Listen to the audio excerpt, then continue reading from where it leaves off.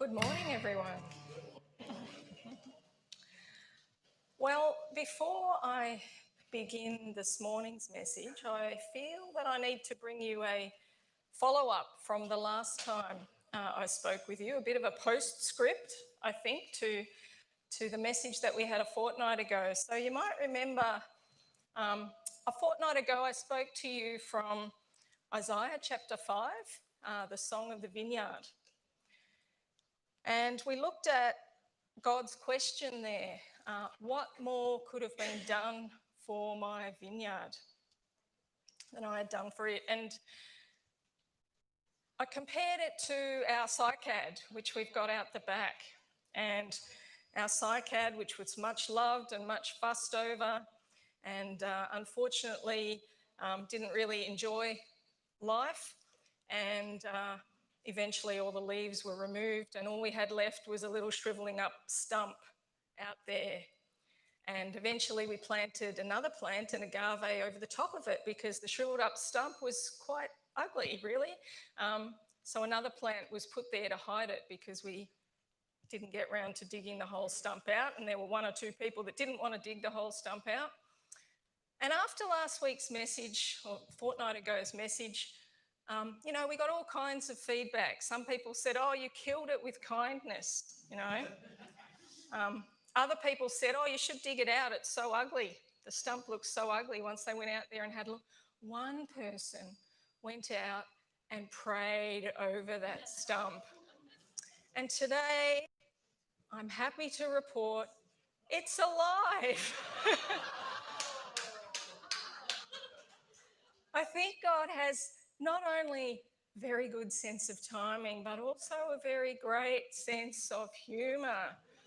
On Friday afternoon, I just finished preparing my prayer message for the bulletin. And the message there was about if my people will humble themselves and pray, call on me and pray. And it's about praying for our nation, praying for revival in our nation. And after I'd finished that, I knew it was going to be a hot weekend, so I thought I'd better go out and water the plants. And I went out there with the sprinkler head in my hand and my eyes kind of did a double take. And I stopped and I looked at this thing and the sprinkler head just dropped, and then I screamed and there was no one to tell the news to. Pastor Glenn had just driven out the driveway and I wanted to chase him up, Thompson's Road, but I wouldn't have caught him. So I had to run back inside and get my phone, and so I started sending text messages to people who loved that plant, and it was all capitals, it's alive, with lots of exclamation marks.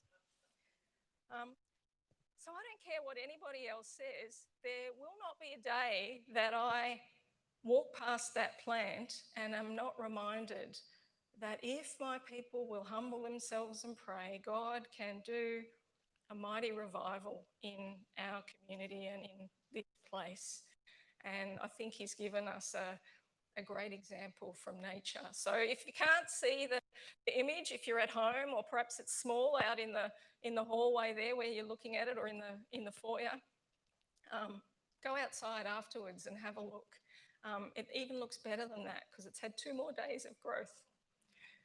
So enjoy it, and hopefully when you too walk past it, you will be reminded to pray for revival in our community. Well, we must move back to this morning's message, and it's another one from the world of plants. Our text this morning comes from the book of Romans. Paul's letter to the church in Rome has been described in many ways. It's been described as the principal and most excellent part of the New Testament. It's been described as a masterpiece. It has been described as the clearest and most systematic presentation of Christian doctrine in all of the scriptures. But it's not the easiest book in the Bible to read.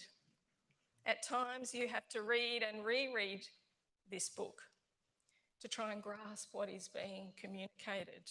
It's heavy on theology and doctrine, and it takes time to grasp the concepts.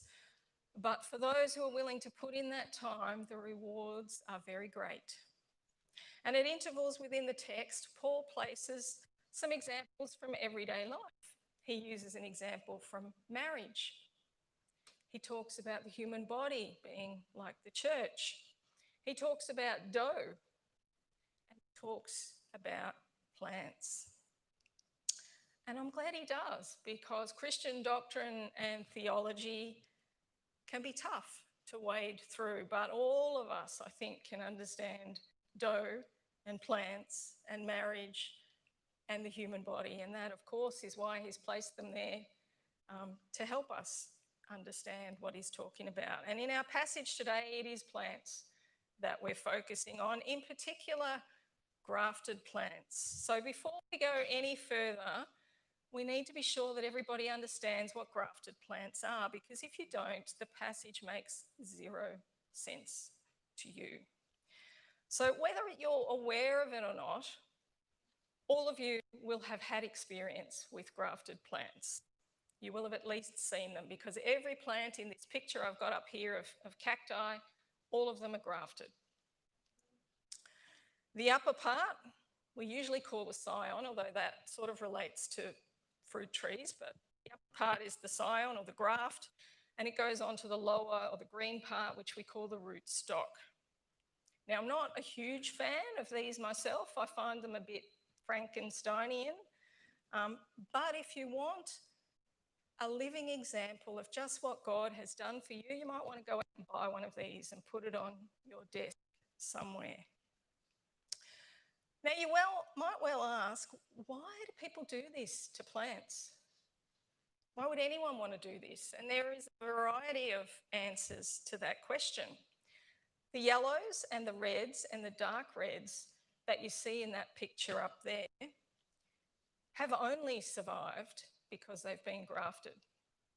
So these are all mutants which have no ability to survive on their own because they contain no chlorophyll, which is that green pigment that helps plants produce food from the sun and to feed themselves. So these yellows and reds and dark reds, they can't do that. They can't photosynthesize, so therefore they can't feed themselves. And a plant that can't feed itself only has two options in life: either die or parasitize something else that can feed you. Now, these mutants have no ability on their own to parasitize anything else. Some other plants can. They've adapted to be able to do that. These don't. So in nature, these would have died out by now, had it not been for humans, because sometimes in the plant world, it is just sufficient to be appealing to humans and let them do all the hard work for you. That's what our grain plants do. That is how grain plants have come to dominate the entire earth, because they're appealing to humans for food. These particular plants just have to look nice or freakish, and we humans will do whatever they need to make them survive. And so what we do is we take an unwitting plant to be the parasite that these little plants feed off. And the plant that we take to do that is the dragon fruit plant. Now, the dragon fruit plant is a very tough, very hardy, very fast-growing cactus. And we humans take a piece from that poor plant and we lop the top off it, and we stick our little red moon cactus on top. And we force it to feed the little red moon cactus. So all of those nutrients that should have been growing into making a huge plant like that and some huge dragon fruits are now feeding our little red moon cactus. So that's one reason why you might want to graft a cactus, but there are many others. Another reason might be to improve the growth of the graft. So sometimes cacti are very slow growing, and if you want to propagate them, it takes a long time for them to produce those little pups, the little balls that you see on the side there that you can cut off and grow and sell separately. But if you put them on a very fast-growing food source that feeds them rapidly, they'll grow rapidly and produce more pups more rapidly. Some varieties are just plain difficult to grow outside of their natural habitat. But if you put them on something that's better adapted to the habitat, they will be able to survive. and they'll even thrive. But sometimes it's not even nutrients that we want to transfer to the plant. Sometimes grafting is done because the rootstock has other properties that it can provide to the plant, specifically disease control or disease resistance properties. So cacti are often susceptible to rots, but the dragon fruit not so much. So if you put one of these little cacti on top of a dragon fruit, you will protect it from death through root rotting. So cacti, probably all of you are familiar with. You will have seen them at one time or another, even if you're not a huge fan of them. Roses, often grafted as well. And I know many of you are into roses, but roses are a little bit like people. And I don't mean that they're just prickly. It's very hard in roses to get the complete package. Often the really beautiful ones, they're not very tough or adapted to surviving on their own. They need a lot of pampering. And so you take a really beautiful one and you graft it onto a rootstock that probably produces quite an ugly flower, but it's tough and really hardy against disease, and it's really well able to survive on its own. And you get the complete package, a tough, hardy plant with a beautiful flower. Similar story when you're breeding for fruit. Tough, hardy, vigorous rootstocks generally produce few fruits, or fruits that no one wants to eat because they're all dried up and have a really thick rind and they're just generally not very nice. So you use those rootstocks to put your latest variety of delicious fruit that everybody wants to eat, and you'll find them growing well. And the same thing with vegetable seedlings. Now, vegetable seedlings, fairly low value product, so we don't do this for crops that just produce one vegetable. So you're not going to graft a broccoli plant because you get one head off that plant and it grows quickly. Same with lettuce, no one grafts lettuce. But for the multi-pick crops, so like tomatoes, where you get loads and loads of tomatoes over the whole season, or things that are higher value, like melons and things, where you get multiple picks and they're higher value, then it can be worthwhile doing, particularly for disease resistance, and it is done. And farmers use these types of plants. And you can see the sort of effect that you can get here in this picture in terms of disease control. So I don't think I need to tell anyone which plants in this particular picture have been grafted onto a disease-resistant rootstock. Very obvious. So now that we're all familiar and on the same page and know exactly what we mean by grafting today, we need to ensure that the people way back to whom Romans was written actually had the same understanding, because if they didn't, then we're going to have an interpretation problem here. And that applies for anything you read in the Bible, not just information about plants. Agriculture has changed a lot in the last 2,000 years. Who's to say that what they understood back then is actually what we understand and practice today? So is there any evidence outside of the Bible that suggests that, yes, these people actually did understand grafting in the same way as what we do today? And the answer to that is yes. The earliest records that we have come from the ancient Greeks, surprise, surprise. And they come from a guy named Theophrastus. I think Bill would do a better job of pronouncing his name than what I do, but his name's up there, you can see it for yourself, and he wrote around 300 years BC. And he was a pupil of Aristotle, and he has become known as the father of horticulture because of his writings. And in 300 BC, he wrote his treatise on propagation. And in it there, he describes a process of propagation that is exactly like grafting as we know it today. He says the twig uses the stalk as a cutting, uses the earth. So bud grafting too is a kind of planting and not a mere juxtaposition.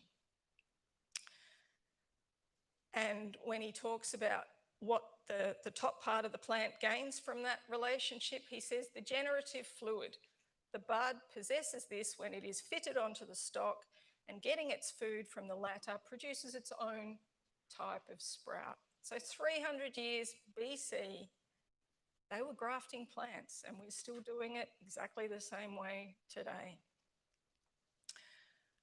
Ancient Rome was also part of their agricultural practices.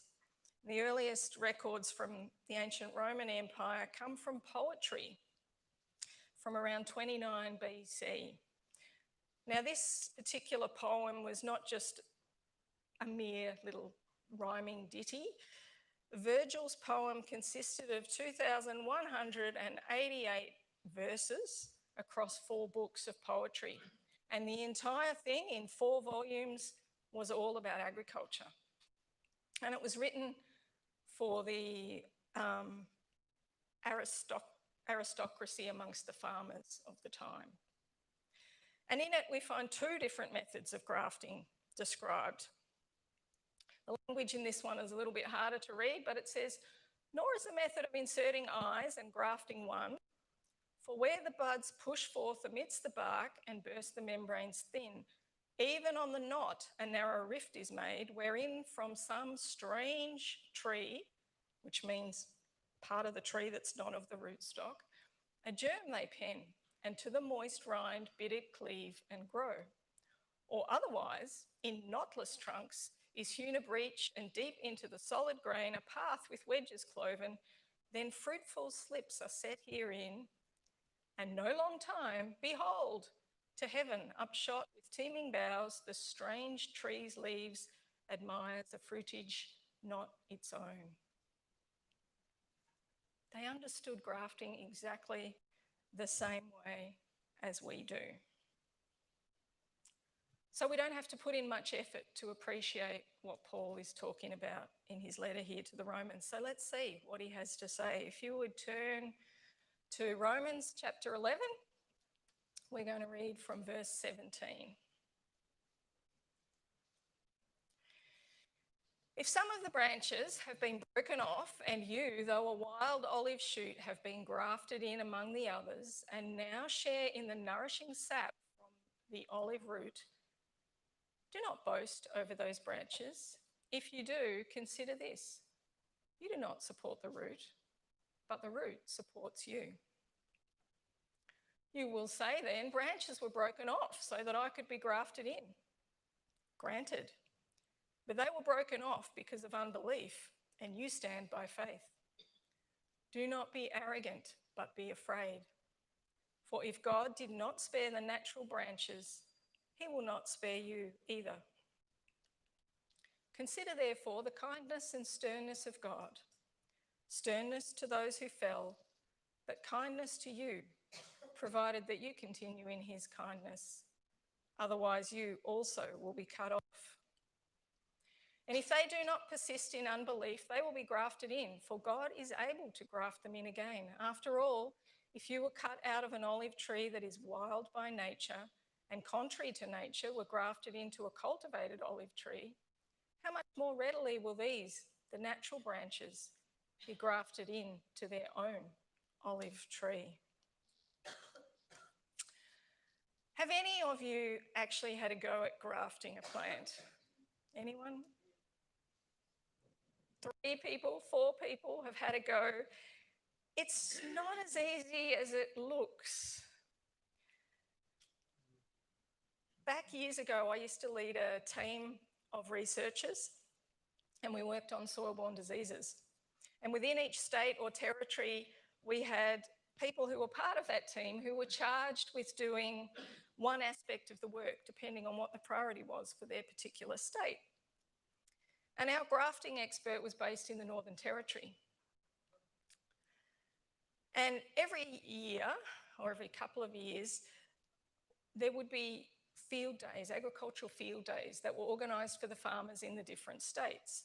And we would be part of those field days. These were huge events, huge industry events, and all of the seed companies would be preparing months and months and months in advance to get all of their latest varieties out in the field and looking 100% by the date of that field day, when the farmers would walk through their field and see what the latest varieties were that they could take for their farm. All of the agricultural machinery people would come with their latest harvesters and whatever equipment they had, tractors and all sorts of things. The irrigation people would be there, the chemical resellers would be there. It was a huge industry event, and we would always be part of it, the researchers, and we would have a big marquee allocated to set up our displays, and we'd have different displays with all hands-on activities for people to try.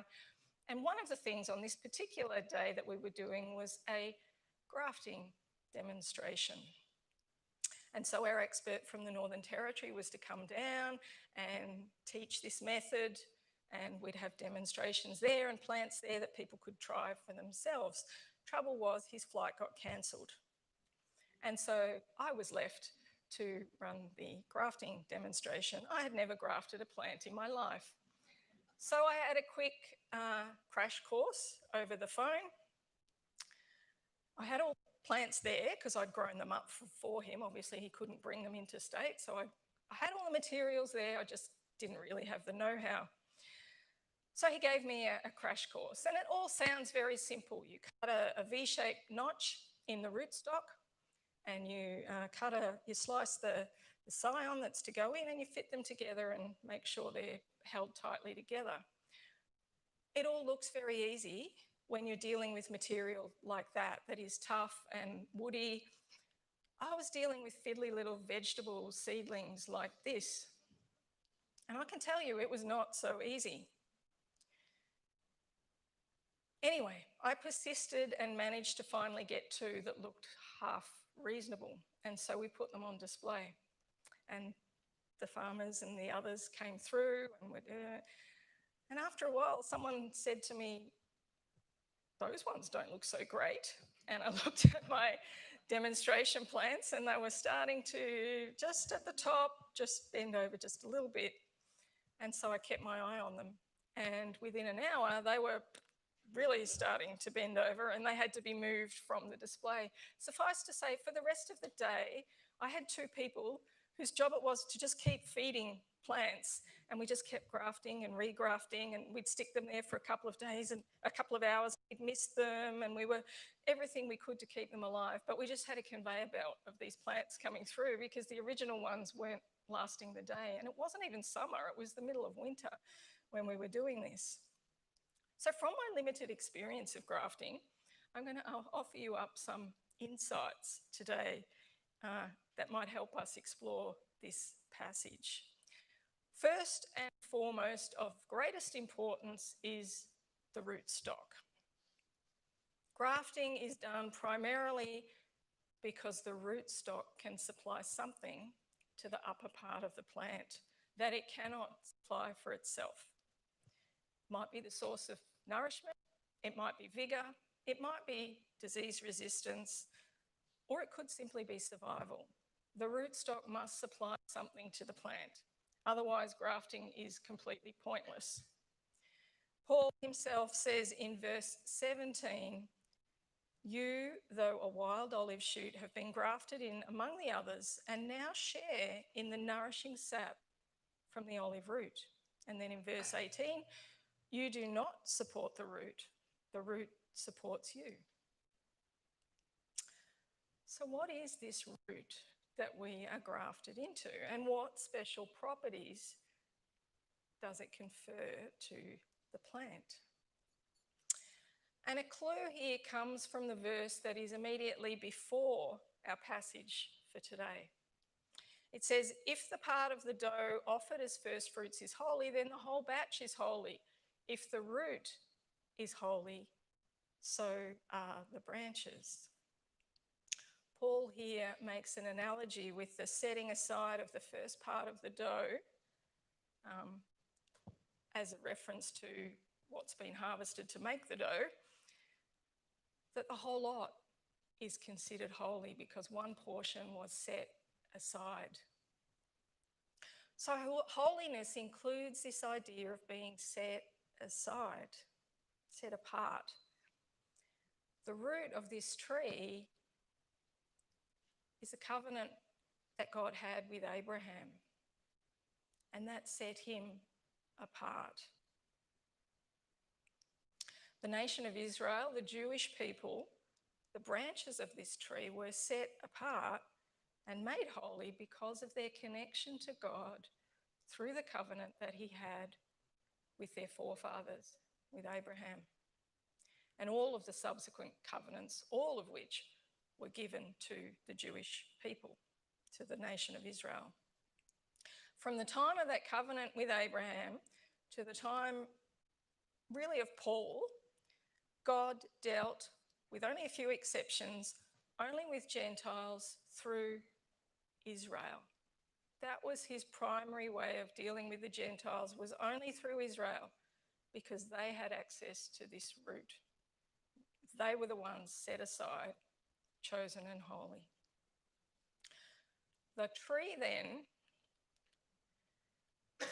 represents God's blessing. With the branches, which are Israel, they acquire that blessing through the covenant with Abraham. So for the rest of us, having access to this root is important because it's how we share in God's blessing. If we're going to pause here for a moment and we're going to think about this tree.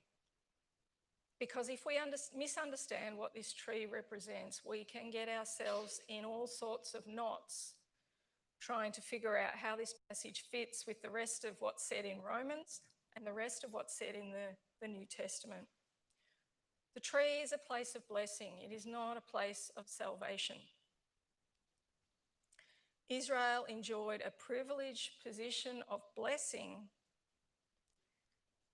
because they're God's covenant people, holy and set apart.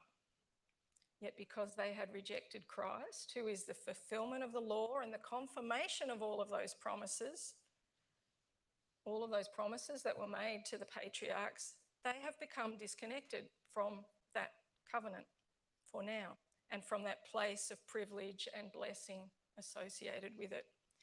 They are branches that are disconnected for a time from the tree of blessing. And the Gentiles have been grafted in. We are living in those days, the days of the Gentiles when God's blessing is upon the Gentiles collectively. And we notice that this whole passage is collective, not individual. The Jews collectively and the Gentiles collectively. There's nothing in this passage or in the context of this passage that suggests that we're talking about individuals. In the context, the whole passage is addressed to the Gentiles collectively. You see that in verse 13. The wild olive shoot that was grafted in is the Gentiles collectively. You do not support the root, but the root supports you, refers to that wild olive shoot. The you is the wild olive shoot, which is the Gentiles. Branches were broken off so that I could be grafted in. The I refers to the wild olive shoot that was grafted in. It's the Gentiles collectively. It's not any individual person. And people get themselves in a real mess with this passage because they think, well, I'm a Christian, but isn't this passage telling me that maybe I'm not, and maybe I don't know, and I won't know till I die? And it makes them think, well, maybe I need to work harder at my salvation, because that's not what Paul's saying here. That sort of understanding, in fact, runs against everything that Paul has said and already taught about righteousness by faith, which he speaks about in chapters 3 and 4. But it also runs against most of the rest of the New Testament. John 3:16, whoever believes in me shall not perish, but have eternal life. Or the words of Jesus, whoever drinks of this water I give them will never be thirsty again. Indeed, the water I give them will spring up to eternal life. If you're a believer, your eternal destiny is assured, and this passage doesn't teach otherwise, because the tree is a tree of blessing, not salvation, and the passage is speaking collectively. It's not speaking to an individual. During the time when Israel occupied that place of blessing through the covenant that God had with them, the only way the Gentiles could be blessed was by association with Israel. The place of blessing was for Jews, but it wasn't exclusively theirs. Some Gentiles were blessed through their association with Israel. The Old Covenant required strict adherence to the Mosaic law. Did all of Israel strictly obey? No, they did not. The Bible is full of examples where many of them ran after other gods and they engaged in all sorts of practices. But still, collectively, the place of blessing was for the nation of Israel. And most of those blessed during that time were the Jewish people. Now, for the sake of the Gentiles, natural branches, the nation of Israel, have been broken off, and the Gentiles collectively have been grafted in to occupy that place of blessing. Does that mean that all Gentiles are saved? No, of course not. Most are not saved. Does it mean that all Jews are excluded? No, it doesn't. Because Jews and Gentiles are blessed during this time through the forgiveness of sin and the profession of faith in Christ, who is the mediator of that new covenant. Still, collectively at this time, the place of blessing is with the Gentiles. Most, but not all of those blessed during this time will be Gentiles. And the means of that blessing is by faith. So faith we could think of like the graft, which joins the upper part of the plant to the rootstock, allowing it to partake of what that rootstock has to provide to it. Faith is how we access those blessings from the covenant, and it is how the wild olive branch comes to belong to the cultivated olive tree and be considered true descendants of Abraham. So faith then is something that we must carefully nurture. We must attend to that union between the rootstock and the upper part of the plant. And that graft, which is faith, must be strong. And in a horticultural sense, we do this by keeping the graft free of contaminants. We hold it firmly in place with clips or grafting tape. And we supply a humid environment to avoid drying out where possible, because once that union dries out, it's going to fall apart. The graft must be protected. Vegetable seedlings, you can see there in the image on the right, have deliberately been grafted really high on the stem so that there's not going to be any contamination from soil below. And they're held together with a grafting clip to keep the union bound together. The grafts on the tree trunk on the other side have been coated in grafting wax, which keeps that union from contamination from bacteria and fungi. And likewise here, there's a grafting clip used there on a tomato plant to keep the union strong. And elsewhere we use tape to join them and also to protect the point of union. And my point here is that faith is something that we need to protect. No one makes a successful graft by cutting a V-shaped notch, ramming the other plant in and walking away. That is doomed to failure. The two pieces would rapidly dry up, there'd be a callus would form over them and they'd fall apart. The union would be destroyed. In commercial grafting facilities, misting beds or tents are set up to provide a humid environment, and the plants are constantly supplied with what they need to nurture that union and give it every chance to take hold and grow strong. And that's what we need to do with our own faith and with the faith of our children and others that we come in contact with. We need to protect ourselves and them from contaminants that might come in to rot the union.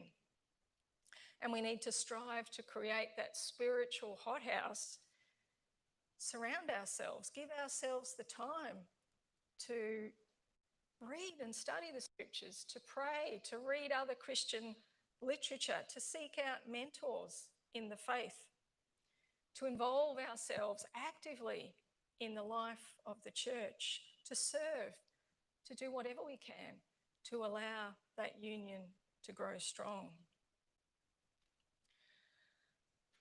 The age of the church is the time of the Gentiles, and it will eventually come to an end. If we read on to the next verse, verse 25, Israel has experienced a hardening in part until the full number of the Gentiles has come in, and so all Israel will be saved. Now, this is something that is hard for us to get our heads around. Paul calls it a mystery. And he puts it very succinctly in just one verse. Way back when Israel was about to enter the promised land, Moses also described this mystery, but he gives us a beautiful picture of what that time will be like for Israel. And I'm not going to read all of it now. You can find it in Deuteronomy chapter 30, verses 1 to 10. It is a time when Israel, scattered amongst all the nations, return to the Lord with circumcised hearts to love him with all their heart and soul. It is a time when the Lord again will delight in them as he delighted in their fathers.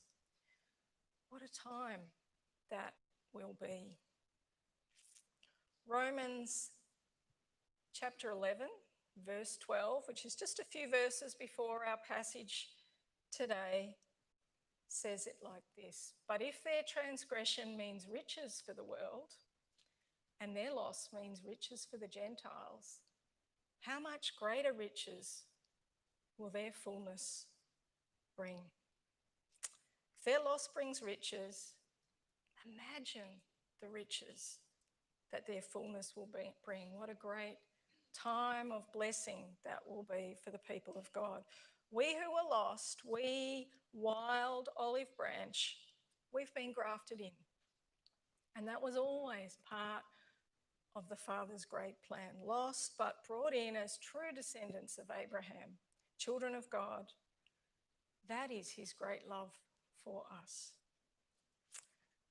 We're going to stand now, and if you would join me as we praise God in song and reflect on just what it is that God has done for us. The song is Who You Say I Am. Would you stand?